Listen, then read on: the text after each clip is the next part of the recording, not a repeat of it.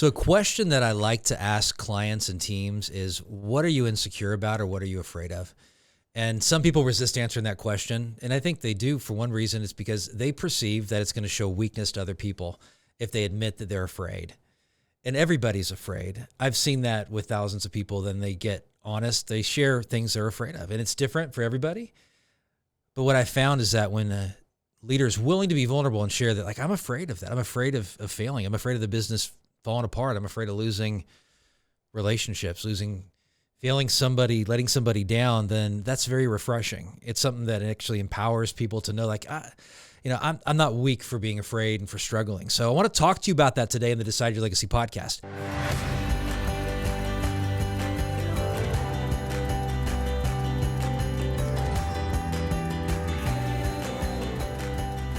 Episode 167, Every Leader is Afraid. Great leaders act anyway. And there's a great cost to not actually admitting that you're afraid and then facing it and pushing through it. I mean, it can paralyze you with making decisions, which can lead to just a lack of trust amongst your team. It can lead to people not trusting you in close relationships because you're not willing to admit that you have these challenges in your life. You're paralyzed, people being stuck, health challenges. I mean, like losing sleep because we're worried and ruminating, which I can do. And I'm not admitting to myself, first of all, like, that's a fear of mine. And then talking to somebody else, hey, this is something I think could go wrong. And then they give you a different perspective and help you work it through. You can have health issues. I mean, just simply, there's a number of things that relate to chronic stress in our lives that some that we see, some that we don't. I mean, it can be over time as well. So welcome to the podcast today. We got a special episode for you. And again, the topic, every leader is afraid, great leaders act anyway. And by listening today, you're going to get 3 tools on how you can, first of all, hopefully admit that you have fears, because it's going to be helpful to everybody you lead and everybody you love. And also, you're going to lead with tools that you can apply right away that'll make a difference in your life. Practical, simple things, but it's right at your fingertips. And that's going to be exciting for you as you leave here today. So I'm Adam Gragg. I'm a legacy coach and the founder of Decide Your Legacy, started in 2012. And we help businesses and leaders live courageously. And by the way, everybody's a leader. So you don't get off the hook if you're saying like, well, I was a leader and now I'm not a leader. No, you're influencing somebody's life. If you have neighbors, if you breathe, if you have people you see at the coffee shop, if you have family, people are watching your life, not through your window, hopefully, but they're watching you. They're looking at how you live life, and you have influence on people's lives. And that can be incredibly empowering and exciting because you know that you can have a big impact. And you often don't know until down the road. I mean, there's the long game mentality you have to play, but you're all leaders, your mothers, your friends, your people in your community.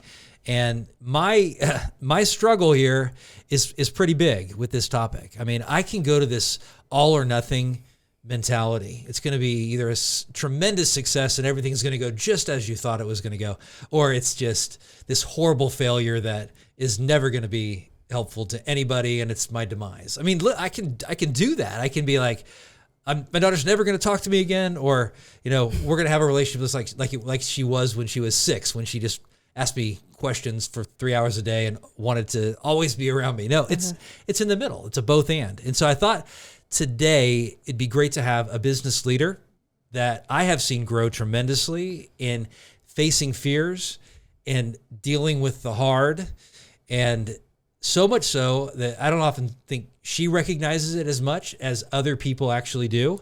And her perspective here is going to be really helpful. So her name is Tara Jost, and she is a leader and owner at Higgins Group. And we can have her share. I'm going to have her introduce herself as well. And we have also Kelsey Torkelson, who is our brand relations director at Decide Your Legacy. Does a lot of other things as well. Mainly keeps me sane and helps me not miss calls that I committed to making. No, I'm just kidding. Do a lot more than that, but she's going to give her perspective and insight as well.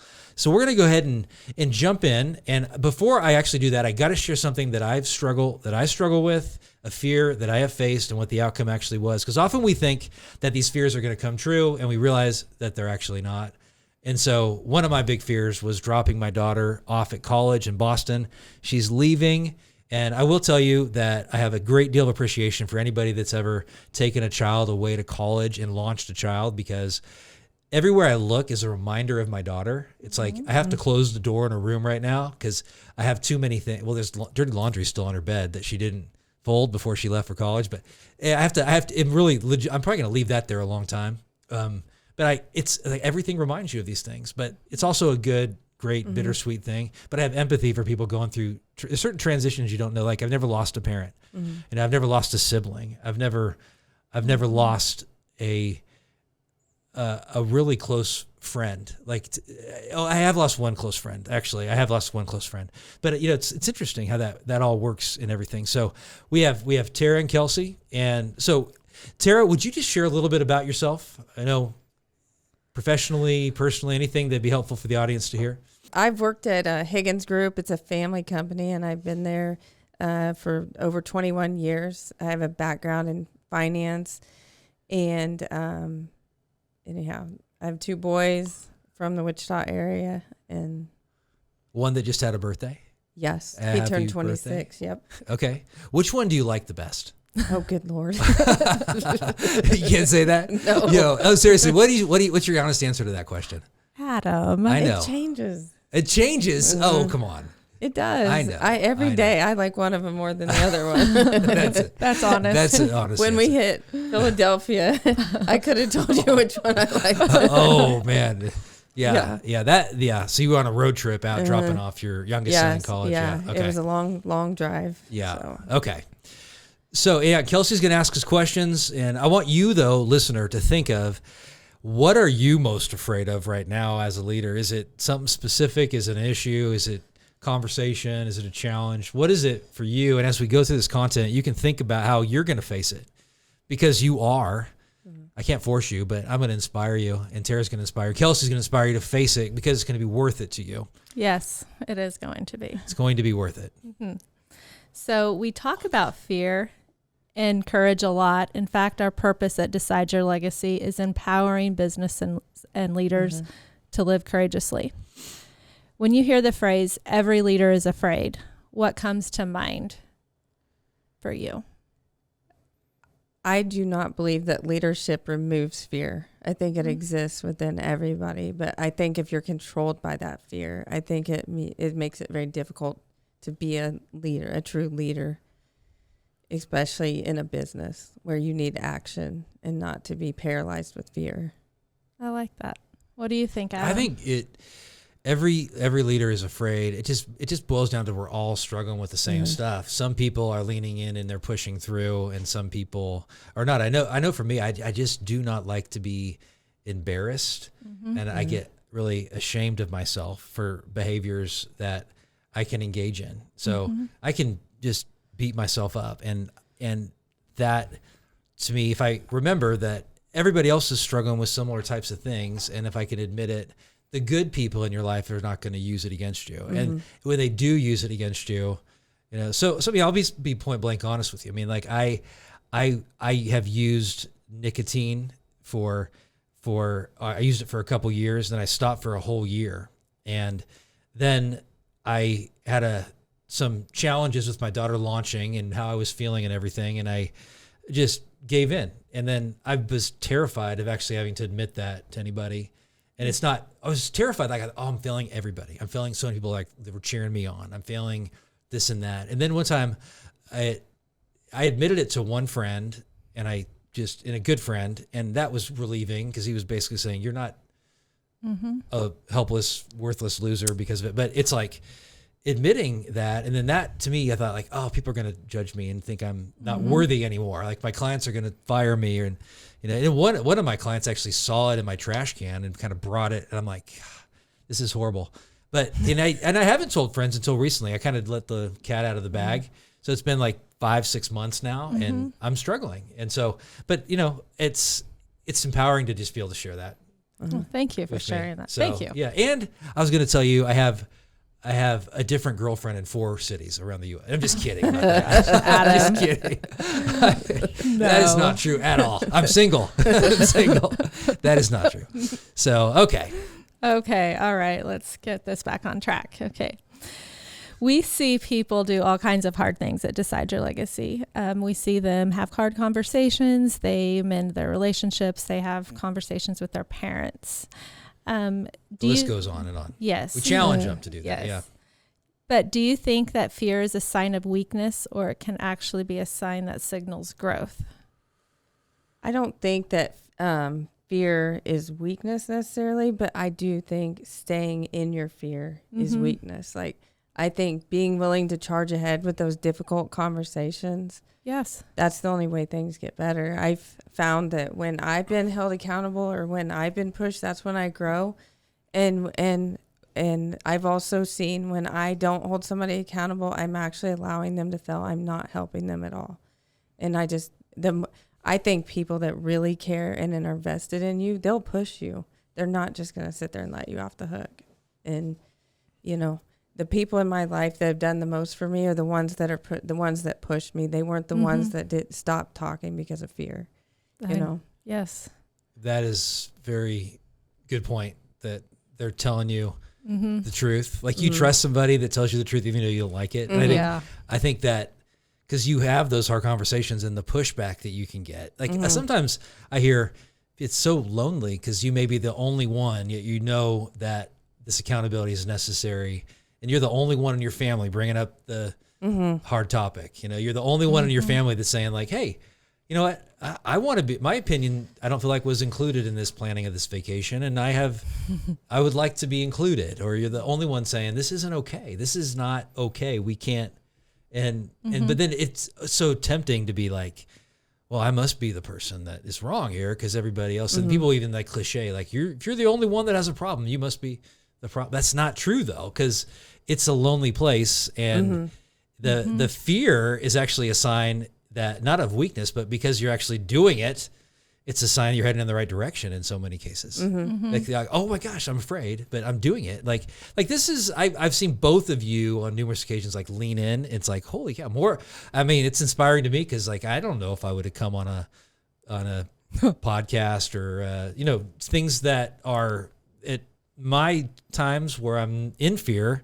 I don't want to do those things. Yeah, awesome. Good job today. Good job today. Yeah, this was a last minute invite for Tara actually, and she was like, "Yes." So I'm like, "That's pretty very cool. Very cool, inspiring for sure." So, well, I'm afraid of some things. Like I have a fear of letting people down, and I'm a perfectionist.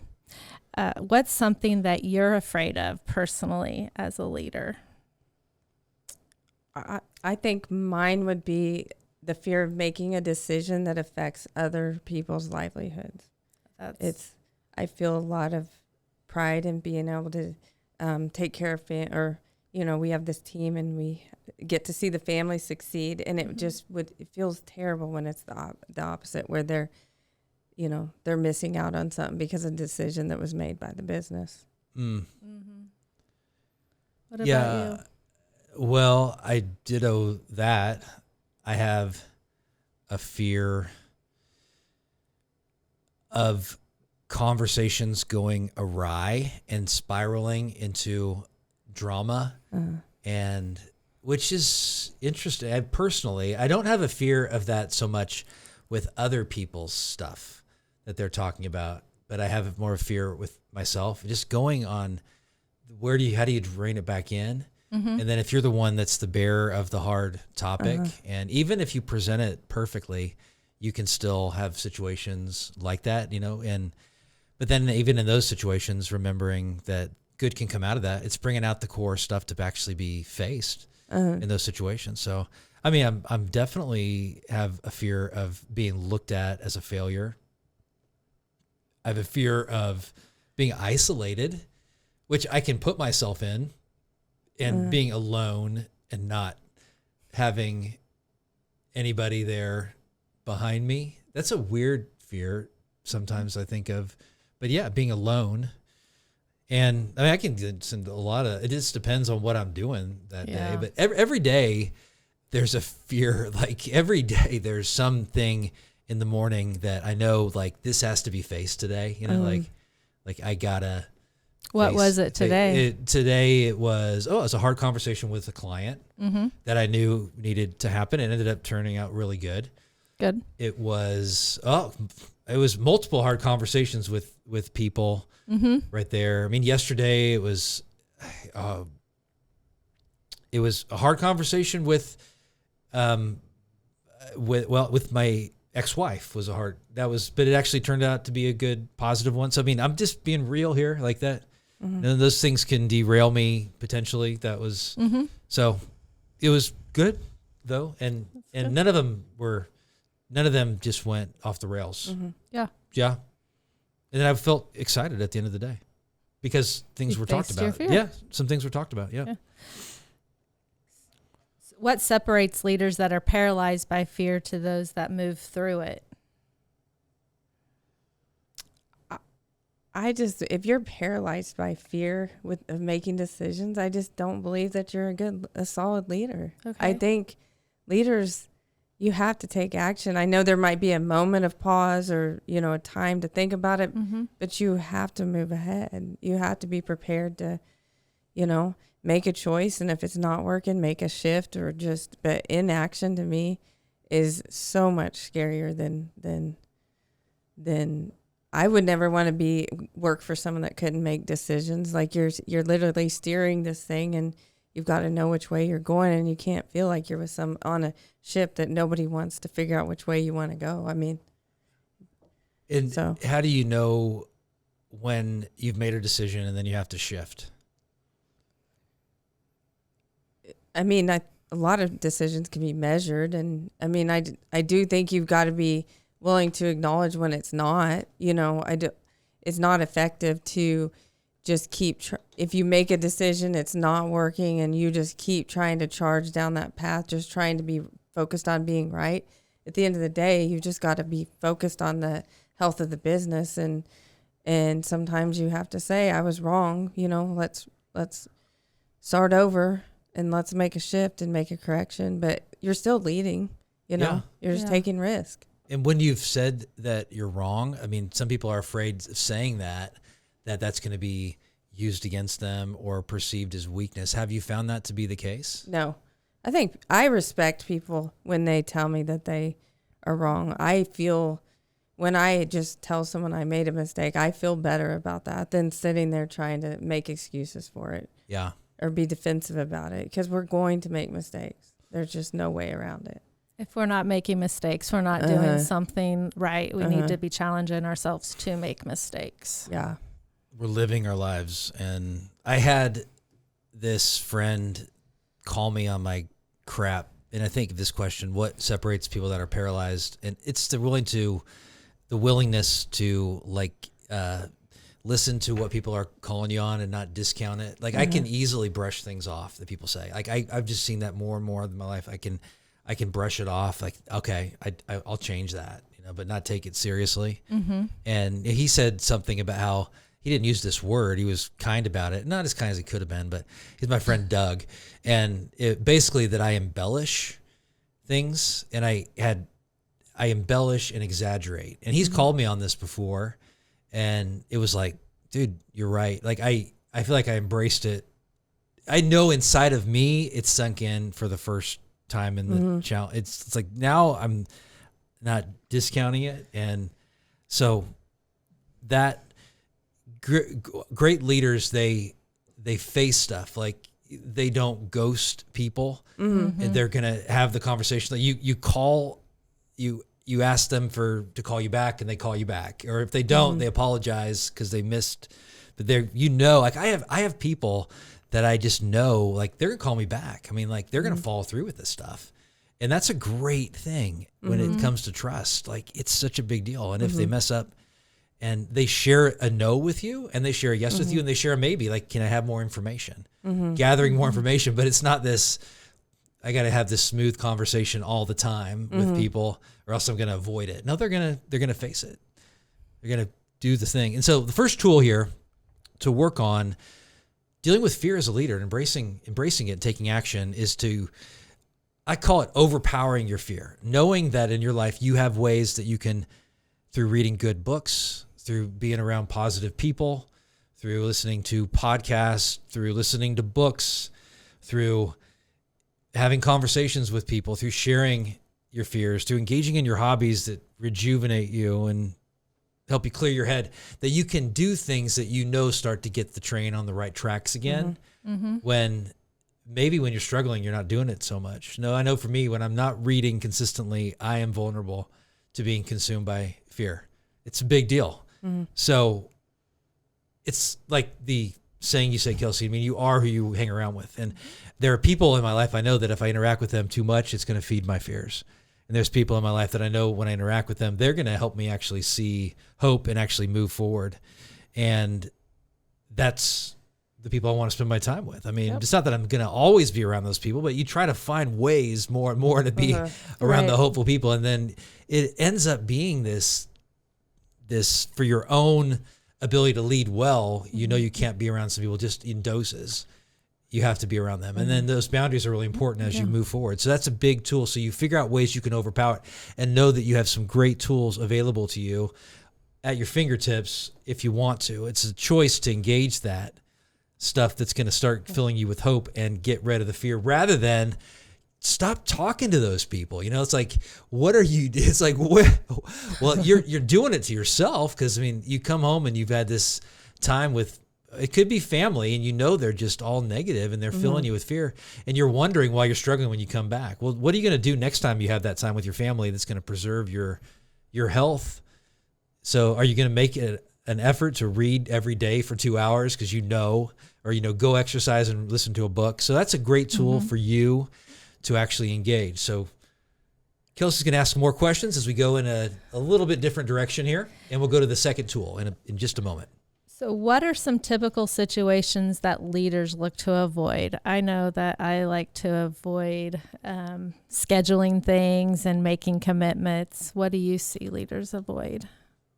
The one I see the most is leaders avoiding tough conversations. Yes. I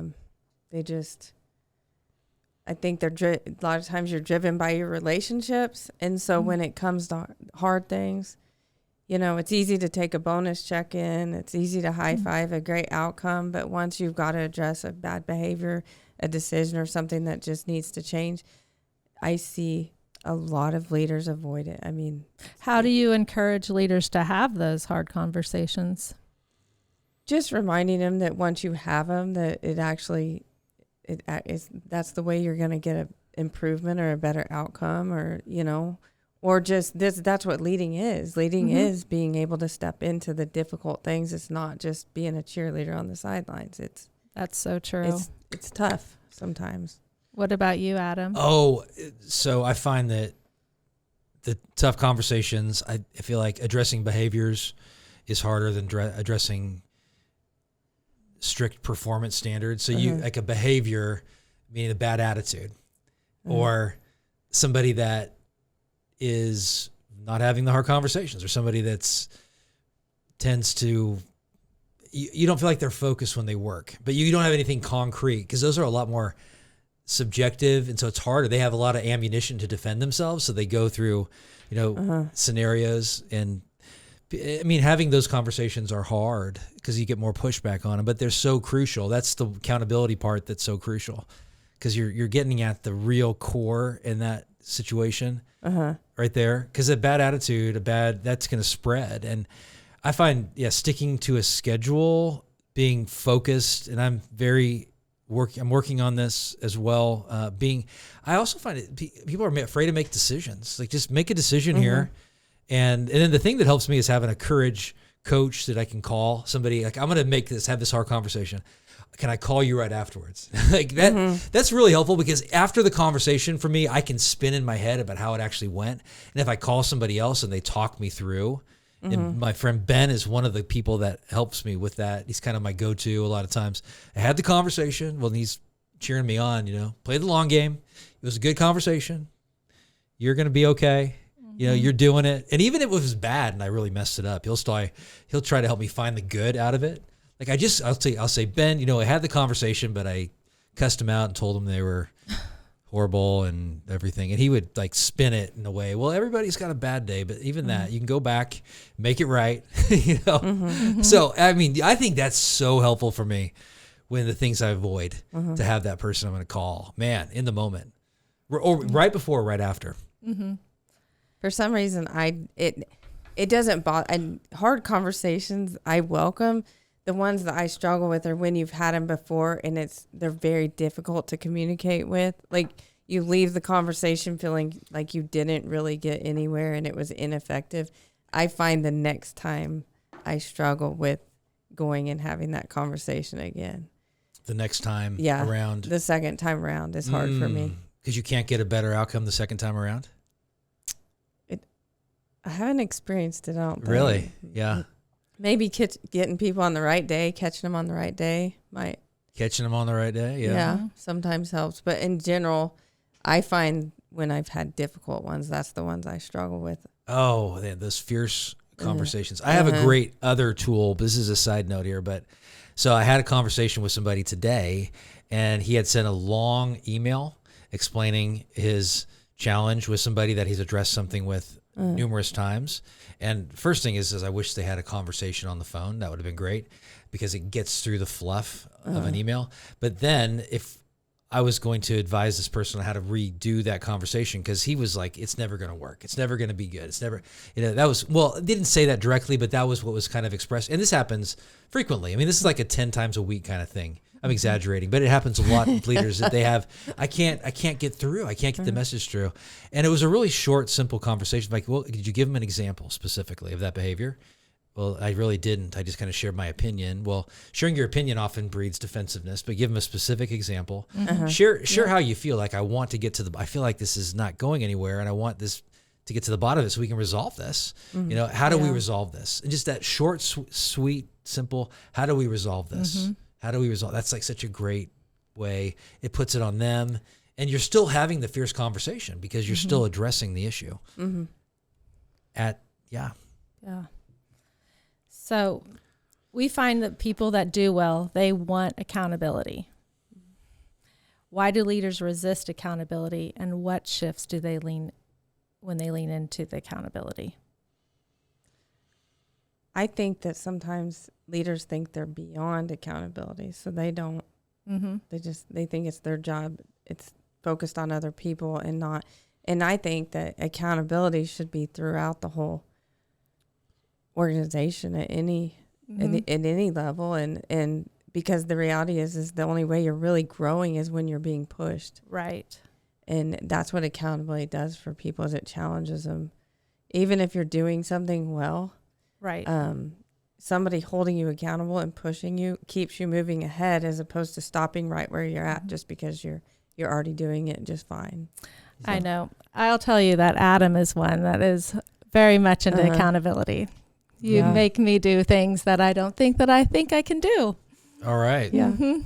I think Lloyd would agree as well. Probably. But you know what? I'm not always great at, I wait and I can wait. I mean, I'm getting better at that, but that's one of the failures that I've had at times as a leader, is not wanting to point it out, say, okay. Because the great thing as a leader, if you don't have good accountability, if you have good accountability, they know you're going to address it. So there's that, and you don't have to deal with nearly as many issues. If they know, they can, not that they do this intentionally, but if they know it's a culture that there's not high accountability, then they end up having to address a lot more issues. And it doesn't spread throughout the organization, because your whole leadership team is holding everybody accountable and willing to actually, because I believe one of the big reasons people resist is because of just change. It's going to require them to change. It's going to require them to admit something that is hard, because it could be just a habit they've developed over the years of control, which is safety, and they have to let go of that if there's a level of accountability, because they're actually relinquishing some of that control in that situation. I mean, it's kind of all on you. Who wants to be pinned down? You're pinned down when there's accountability. Like, you said you're going to do this, you didn't do it. What's up? I have noticed when we work through accountability, a lot of times it really kind of pulls to the top the people that you already kind of know that they struggle. Yeah. And when you start holding, I mean, it's almost like highlighting the behavior once you start with accountability. Oh my gosh. Yeah. You can see it. But I will say that I think if you soften on it, trying to get it back is difficult. It has to be. When you have the same team, it's like at home. If you're 1 week you're letting your kids do whatever they want, the next week you're really strict. It just doesn't work. Like, you do have to be very consistent, and it's really important if you want to be a well-run business. Yeah. Yeah. Yeah. And I think some leaders don't embrace accountability because it means they have to hold other people accountable as well, because they have to model it at that point. Yeah. They're admitting that this is an Yeah. important thing, and I'm going to, and that's the thing. That's the second tool. If you want to deal with your fear and start taking action, is to start giving accountability a hug, like embrace it and say, this is going to help me and help other people. So I had another leader recently who struggles with setting a schedule. And I've had this a number of different times. It feels like everybody I do coaching with at some point, they're like, how do I make my schedule work and stick with it? Because I'm easily swayed towards this and towards that. And so that, as it was addressed and talked about, it almost became this, wow, I don't have to think about nearly as much stuff and make as many decisions when I know my schedule is driving me. I've made this commitment to myself. I don't have to justify it, rationalize it, defend it. It's already in my schedule. And so I'm going to go ahead and close my door and do this task, do this project. And then I'll have the time to do this and this. And that's why meetings that have a clear ending and end on time, and you don't have to be perfect about that, because there is times where they go over and everything, but you have this strict schedule. So if you're going to work out, you're going to get up, you can go to bed, you stick with it. And it's very empowering. It's like a carrot rather than a stick. We can look at it, that schedule is a stick, man. It's like ruining my life, man. It sucks to have that. Now I got to do that stuff. No, look at it as a carrot. It's going to actually free up time, empower you, empower other people as well. And so when I have people at the end of a coaching session or at the end of a leadership development session with a group, it's like those same actions, the same things, it's like when accountability, what are you committing to doing?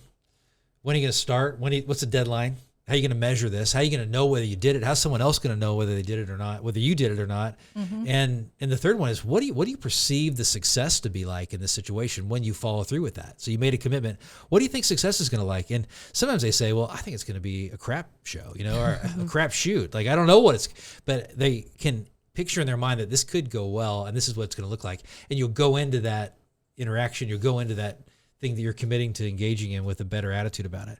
So I do want to go back to one thing here, and I think there's one question to still ask, and it's this drift that I notice, and I definitely noticed that. And yeah, if you could go back and ask that one question, Kelsey. Oh yes, positive and negative change are both processes. I can see myself whenever I'm starting to drift towards bad behavior. How do you know when fear is starting to get in the picture of your decision making, and how do you deal with that? I would say I would notice I would start complaining a lot, not sleeping very well, feeling a lot of stress, not having a clear direction of where I'm headed. You can just tell you're out of sorts. Yes. Yeah. Do other people notice that in you as well, that know you well? I would imagine so. Do they have your permission to hold you accountable when they see it? Of course. Of course?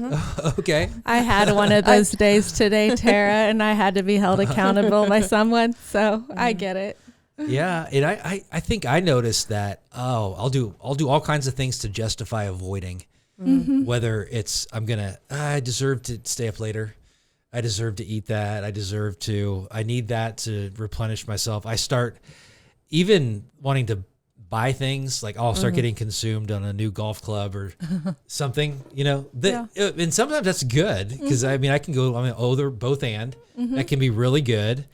But I definitely notice that when I'm going into a bad place, I do mind-numbing things, and I'll rationalize those mind-numbing things as being good for me, not necessary. I'm very good at rationalizing them, but I know they're not the best thing for me to engage in. I also procrastinate a lot too. Start putting things off. I know. And so in procrastinating, I definitely get more perfectionistic. The more perfectionist I get, the worse I am to relate to, and the more I'm drifting into the fear that's driving me. Like it's got to be perfect. It's got to, and then practicing things. But I'm still not okay with like a document that has 20 spelling errors on it. No, we are not. But but there is a level of like, it's okay. It's not going to be, So, but then my embarrassment fear triggers with that. And then I'm like, so the third main tool that I'd encourage you to embrace to recognize the fear trickling in is to recognize that drift in yourself in advance and embrace the accountability. So give people the ability to hold you accountable when they're starting to see it. So what are you starting to see? Well, they start to see you cutting out early, or they start to see you taking really long lunches, or they start to see you starting to fixate on something at work or fixate on things going wrong. Like you said, complaining is often fear driven. Like rather than solving the problem, I'm just going to spend time. It serves a purpose. Just like worry can be the same thing. It serves a purpose. It's like safer than solving the problem. It feels that way at least, but it's actually not. So I heard about this study that it was from the big bank Wells Fargo. And not a study, this historically, I think this was 10, 15 years ago, something like that. But they had these millions of accounts that were opened up on clients without their permission. And people were basically padding their sales to be able to say they opened up this number of accounts and they actually hadn't. And it was against their culture. It was against their values. I mean, obviously it was within the culture, but thousands of people lost their jobs through this, and people were just shocked, like Wells Fargo. And I remember my parents banking at Wells Fargo. I'm hoping Wells Fargo has corrected this. I don't know. They're not a bank that I do have a lot of interaction with. But the fascinating part of that is they had these values in the organization. There was behavior that they didn't think anyone would ever actually engage in. Falsifying, I mean, fraudulent account opening, that's a big deal, but it wasn't just one person. It was throughout the entire culture. It was actually expected by the leadership this was going to happen. Wow. From some leaders. I mean, and thousands of people were caught, and it was a huge deal. And it shows you when it comes to your health, when it comes to your leadership, when it comes to making good, positive decisions, your spiritual life, your family life, it's a drift away from engagement. And if we can recognize it in the moment, we're going to turn the ship around, but it's very subtle often, which is a huge deal. Like this one client who said that he actually adjusts his schedule frequently, and that's a sign of drift for him. You know, he was just saying that I need to embrace accountability. I'm going to get accountability right away. And that to him was really empowering. It's like an eye-opening moment. I can recognize this now because I'm not really feeling it. I'm actually maybe feeling really great about my life because I'm drifting is allowing me to not be as well behaved. But I'm not seeing the negative consequences of that. And then turning the ship around before it goes off the rails. Well, that's really a bad metaphor, but before it crashes into the shore, Goes off the rails. ships and rails, turning the train around before it goes off the rails. So that's a really, really big deal. So, Well, I've also noticed that I notice at home a lot is where I let my stress out. And so I might be more inclined to behave badly at home than I do at work. Just, I'm frustrated, and so I'll go home and get mad about something that has nothing to do with anything anybody did. And what I've tried to do is, I know I do it, but I'm trying to be quick to apologize because I still think I'm not perfect, but I'm modeling behavior to my kids to show, even if you're not perfect, the next step is acknowledging it, and grace is important. And do you think they recognize that? Yeah, mom's stressed about something at work, and she's like bringing it home. Oh yeah, it's funny because I've always been very hard on my kids, and they're in return hard on me. Like they don't hesitate to say, "What happened at work today?" Really? Yeah, that's they great. They don't. Do you get defensive in that point? Like nothing happened at work. Work was great. I'm just pissed at you. Yeah, I continue on with being mad about the laundry. Yeah. This is the problem. It's not. Yes, it's this one sock. Dude, that's an avoidance tendency. We have to focus on something we can control because this other thing. Yeah, recognizing that. Wow, that's powerful. I know do that too. You do that too. Yeah. So, yeah. Can you think? Well, let's go ahead and kind of wrap it up. So this is great. I mean, real world stuff people struggle with when it comes to fear. And I know this is going to be really helpful content. I mean, thanks for sharing real stories, information. How could somebody reach you if they want to dig in deeper onto this stuff or get more information on how you can, how they can grow in this area, Tara? You could email me. My email is taraj@higginsgroupinc.com. Okay. Share your fears with Tara. She will help you deal with your fears. So your inbox is going to be flooded. Exactly. Yeah. So I have a fear of embarrassment. So I had this situation where I was playing in a golf tournament It was a senior golf tournament. This was 2 weeks ago. And we played on Saturday and Sunday. And I played okay on Saturday. And then I was teeing off, and a bunch of people were watching me tee off. And I'm not a great golfer. I'm a beginner golfer. I'm kind of first time taking it seriously right now. And I just totally topped the ball, and it went didn't go far at all. And I was embarrassed about it. But then I'm thinking, I got to breathe. I got to model this. It's okay to fail. And so then I went and took another shot because we were playing our ball. I mean, there was nothing. We're scoring. And then the next shot I did the same thing. And then so I tee up again.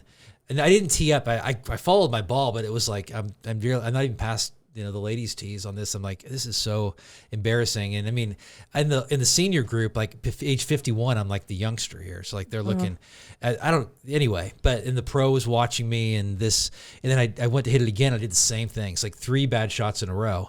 And then I had to take a deep breath and say, and the guy that was with me, I didn't even know him. He's just just relax, And that's not really what you want to tell somebody when they're anxious. No. But I hit a better shot, ended up having a good time and everything. It wasn't the worst case. They didn't kick me off the golf course. That's kind of my thing. You're excluded from this course. You're so bad.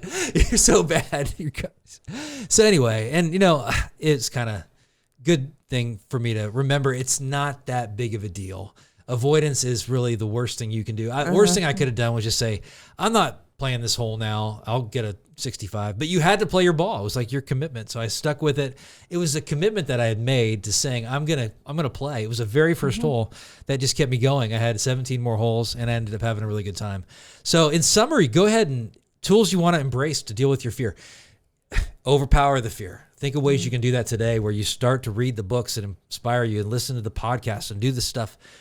Be around the people that are your courage coaches. I mean, recognize when you're starting to drift and turn the ship around swiftly. And then the final is to embrace accountability. I know I'm a little bit out of order there. Embrace accountability. Give your accountability people in your life a hug. So if you found this content helpful, check out Shatterproof Yourself LITE. Hit the link, subscribe, go through that content. It's a 30-minute video, less than that, and a 4-page worksheet. You fill it out. It's going to help you to deal with the same stuff right here, shifting your perspective, owning your emotions, dealing with relationships, content that can be very impactful. Take action based on it. Take the action right now to just subscribe, go through the content, share it with your friends. And also, if you really love this episode, like and subscribe, Apple or Spotify. Give us a rating and review. Comment below this video. Share your thoughts on it as well. So you'll make my day if you take action. There's no positive long-term change unless you take the insight you have gleaned today and you take one action. So take information from today and say, I'm going to do that. Put it on your calendar, tell somebody about it, but do something about it. To decide means you're eliminating other options, and your legacy is the impact your life is going to have on other people. So you decide your legacy. Live the life today you want to be remembered for 10 years after you're gone. You decide your legacy. No one else decides that for you. I appreciate you greatly, and I'll see you next time.